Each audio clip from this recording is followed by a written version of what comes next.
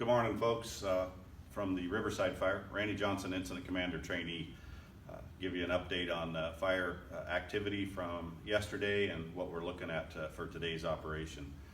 So as maybe you have heard, we had a transition day yesterday. Pacific Northwest Team 3 came in and transitioned with Southwest IMT 1 to take over command of the Riverside Fire. So today is our first day on the Riverside incident in command.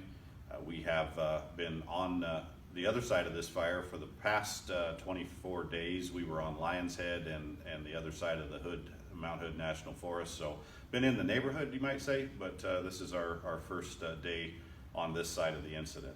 So yesterday on the fire, again, a lot of activity as far as taking advantage of the weather change and the rain. A significant amount of rain obviously came over the area.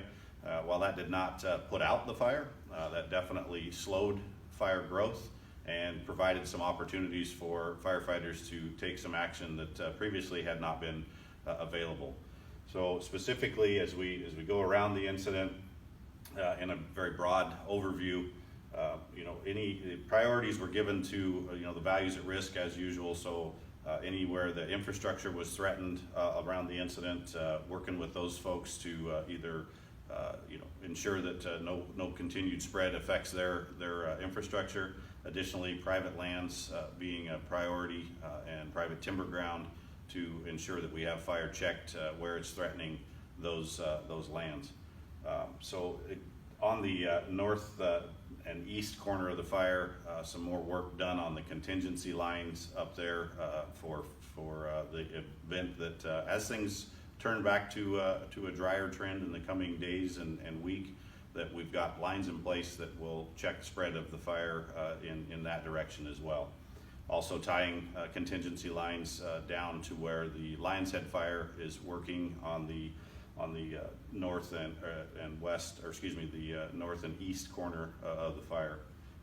Around the south edge of the fire, that's where we were interacting again with the private landowners with the values at risk down there. A big portion of the work is just gaining access to the incident. As you're aware, the fire damaged hillsides, along with now the rain-soaked ground, a lot of overhead hazards, a lot of trees coming down, a lot of rocks on unstable slopes rolling into the roads.